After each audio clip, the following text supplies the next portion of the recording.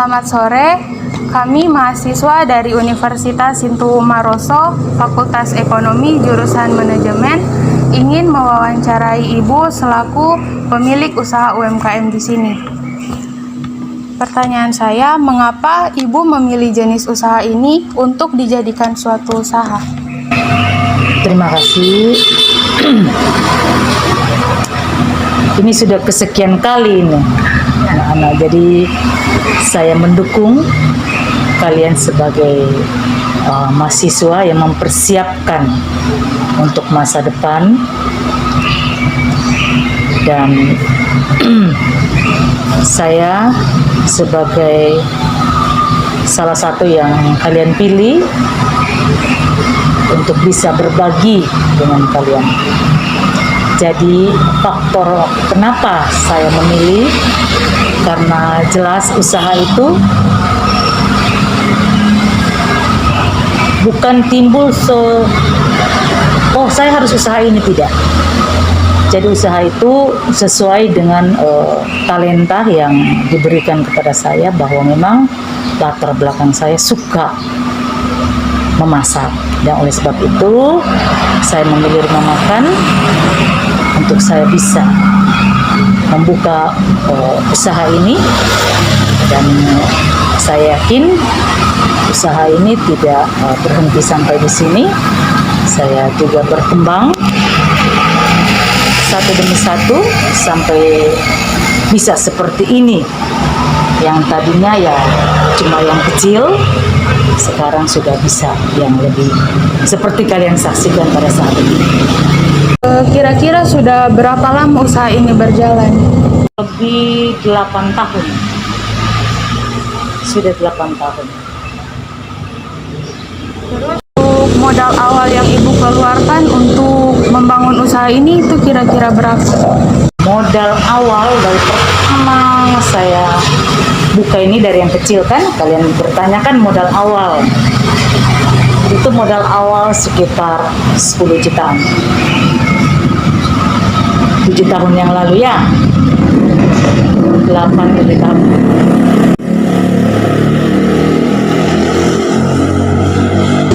Dan dalam macam masa sekarang ini kan pandemi, tantangan apa yang Ibu hadapi?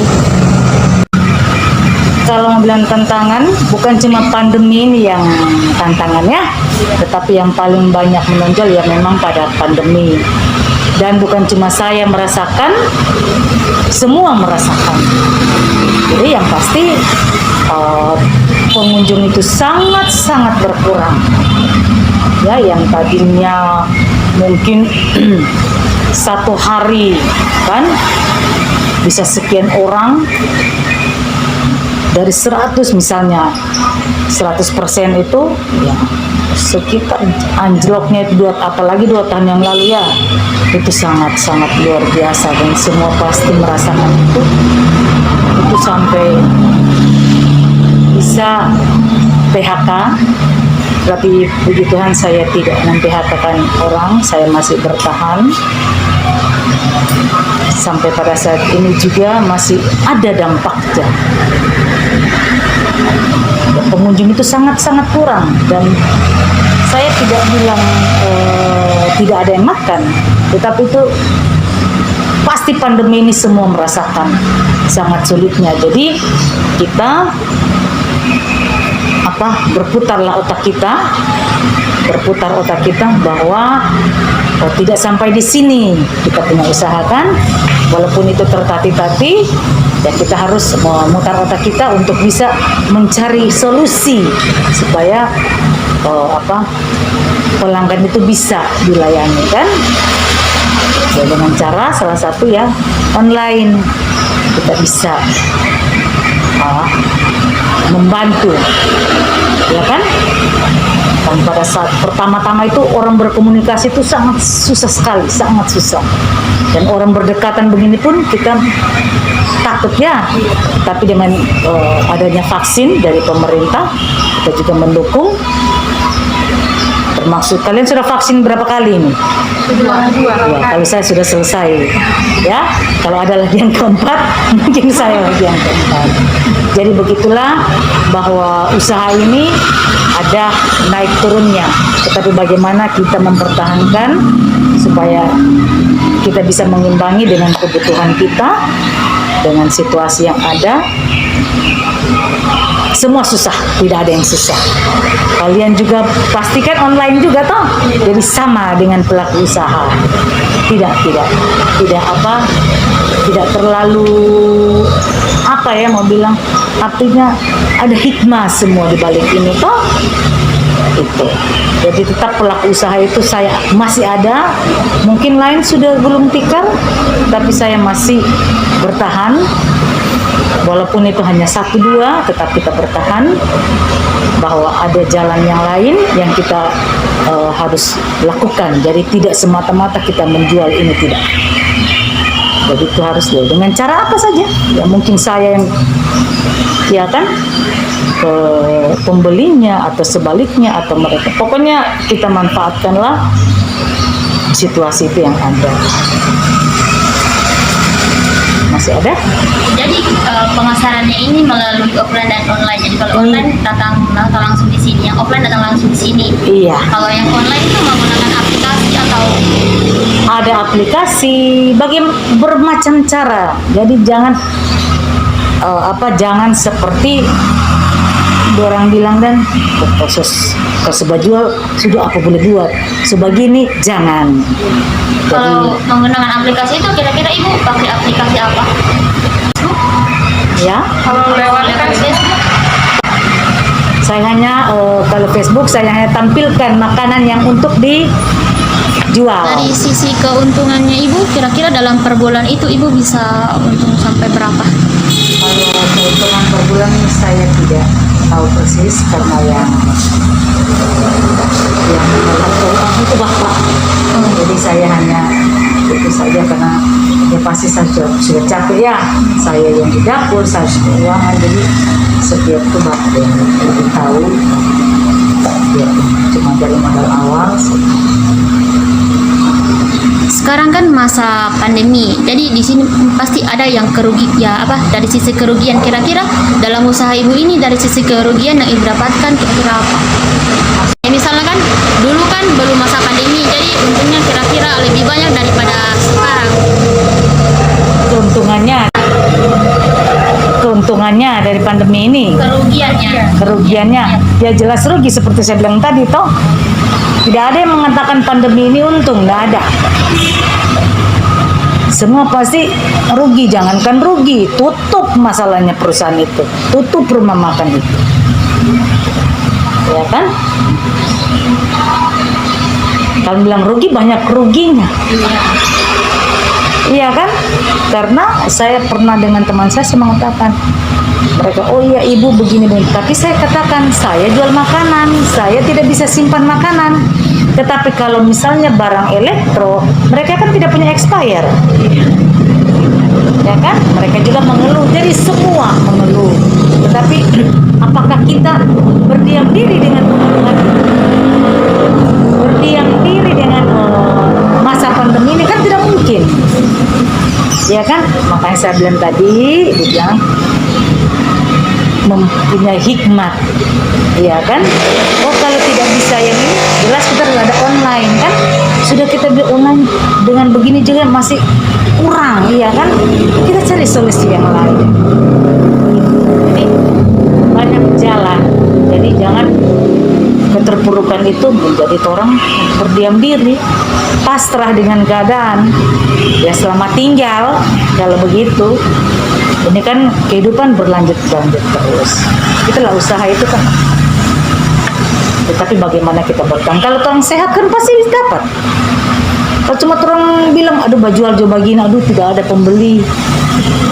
Dia tuh lihat kiri kanan begini-begini, semua gila orang. Dan itu saya bilang bertahan. Bagaimana caranya bertahan itu kita sendiri yang tahu. Terus dari keuntungan yang sempat Ibu bilang tadi, apakah keuntungannya itu hanya untuk bisa membiayai kehidupan sehari-hari atau ada biaya lain yang bisa terpenuhi? Oh, di pandemi ya. Kalau pandemi, kalau mau bilang keuntungan yang berlebih tidak mungkin lagi. Tapi itu kan hanya untuk sebatas kita bisa makan. Ya, saya bayar listrik bisa. Ya, saya bayar listrik bisa dan juga kebutuhan-kebutuhan yang lain. Tapi untuk yang sebagainya, saya rasa tidak mungkin.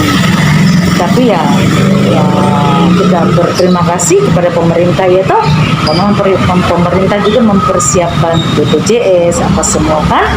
Jadi ya kita terbantu di situ. Kalau misalnya kita sakit kan masa pandemi ini begini, coba sudah tidak ada pemasukan, mau bayar kesehatan lagi coba, iya kan? Jadi ya bilang cukup.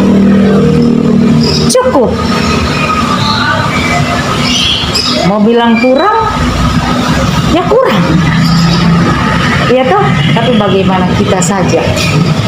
Kadang-kala juga mau berteriak, tapi kita berteriak untuk siapa? Berteriak kepada siapa? Maka saya bilang, kalau kita sakit, ya percuma. Ya toh, jadi kalau mau bilang untung rugi, pasti rugi. Tidak ada yang bilang untung, tidak ada. Tetapi ya kita cukup-cukupkan. Begitu. Bijaksana. Ya. Masih ada lagi? Ucapkan terima kasih Ibu sudah menjawab beberapa pertanyaan dari kami.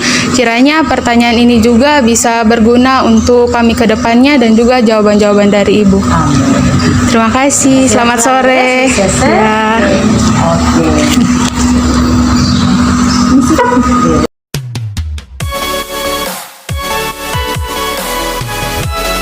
Assalamualaikum warahmatullahi wabarakatuh. Salam sejahtera untuk kita sekalian.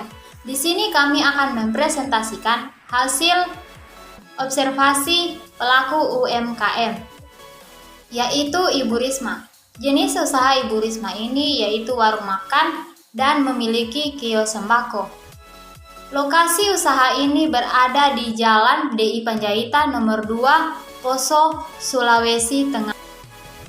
Alasan Ibu Risma mendirikan usaha ini yaitu yang pertama untuk memenuhi kebutuhan hidup, yang kedua mengembangkan minat dan bakat dalam dunia kuliner, yang ketiga menambah penghasilan.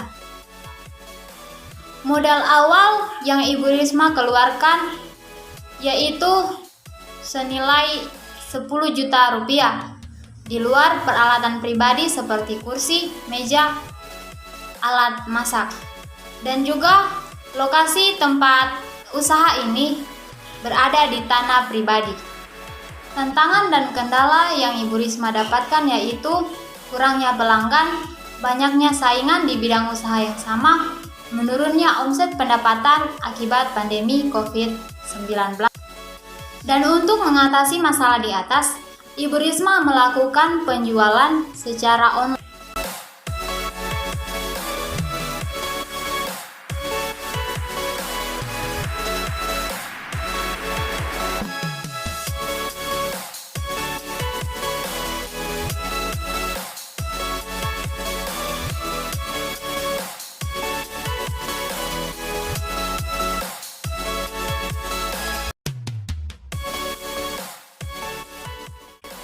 Keuntungan dan kerugian yang didapatkan Ibu Risma yaitu yang pertama keuntungan, bisa memenuhi kebutuhan hidup, minat dan bakatnya di bidang kuliner atau memasak dapat tersalurkan. Kerugian yang pertama banyak makanan yang tidak habis terjual, dan yang kedua menurunnya pendapatan. Kesimpulan yang kami dapatkan dari hasil observasi ini yaitu dalam membangun sebuah usaha tidak selamanya kita berada di titik paling atas. Ada kalanya kita juga berada di titik paling bawah. Namun, tetaplah berusaha dan selalu mencoba hal yang baru. Sekian dan terima kasih.